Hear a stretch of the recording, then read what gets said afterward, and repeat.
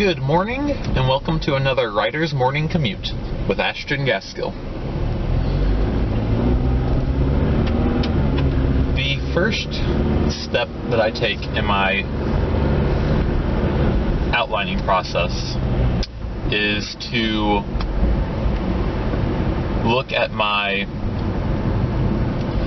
climax and a little bit into my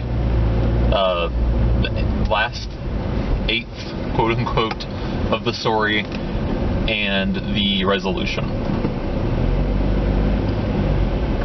Why I start with the end is because, for me, I want to write a very specific style and tone of story. I want a story where everything works cohesively together, where it doesn't feel like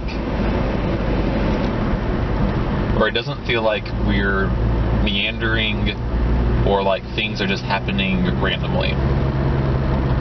I want my themes working together to convey a sense of, story. Similar to how a Disney movie might work. Or a Marvel movie, where you have specific themes and character flaws and all this, and it's all working towards one point, where you have a very emotional climax that's very powerful, when done well, at least. I know not every movie, every Disney movie or every Marvel movie pulls that off fantastically, but when they do it well, it really works. And it's that type of feel that I'm going for in my books. As such, I focus first on what that strongest emotional punch that I want to give, what that will be. And I can usually, so as I'm, kind of brainstorming, I figure out what themes seem to be popping up in the story, and I figure out what the most powerful kind of, knife twist I can give to my readers is, using those themes and the characters as I've developed them so far. They aren't fully developed yet, but they're in the process. So I look at the actual plot events as far as what, events could give this level of emotion. I look at the setting where the climax takes place, and I try to ask myself, is this cool enough? Is it thematic enough? How could I change it to be more thematically relevant? How could I change it to be more memorable? How can I change it to make the drama more dramatic? That kind of thing.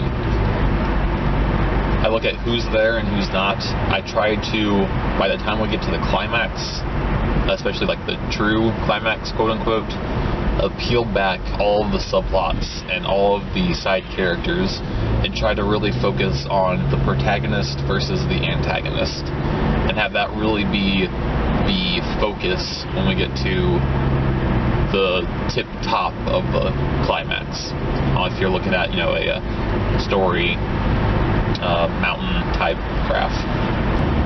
So beyond, who's there, what they're doing, where they're doing it, and those basic questions of climax, I'm also looking at some deeper questions. You have to really figure out what your character's driving flaw is, what change their character is going through over the course of the story, because this is where they're really going to embrace that mindset fully, the mindset that fixes their problems, at least for the sake of the story, and uses that to become victorious at the climax. Or, if it's going to be a tragedy, how they are tempted to embrace that, but then reject it. Maybe they are tempted to work together with their old friend, but then they think, no, I can see a way I can do this by myself and I can get all the glory, and then they go for it by themselves, and then, they die and they fail. Something like that. So that's another point, is in all of this outlining, people claim that, outlining becomes too formulaic, it all just creates the same stories, but I disagree with that. I think that the base outline where everything works out and everything's a happy ending, especially if you don't start with creative story seeds, can definitely get formulaic. But overall, there's a ton of questions in the middle, like, are they going to succeed or not? In what way, to what degree is the story going to be a tragedy or, a happy ending? And by playing with different plots in the same book, you can have some of them end with tragedy, and some of them end with the character reaching that character growth that they need to reach to make it more dramatic and make it to play up each other. So like if subplot A ends with tragedy and then we jump back to the main plot, you're like, oh no, is this one also going to end with tragedy? And you can really ratchet up the various plots by mixing it up and not letting your readers know what to expect.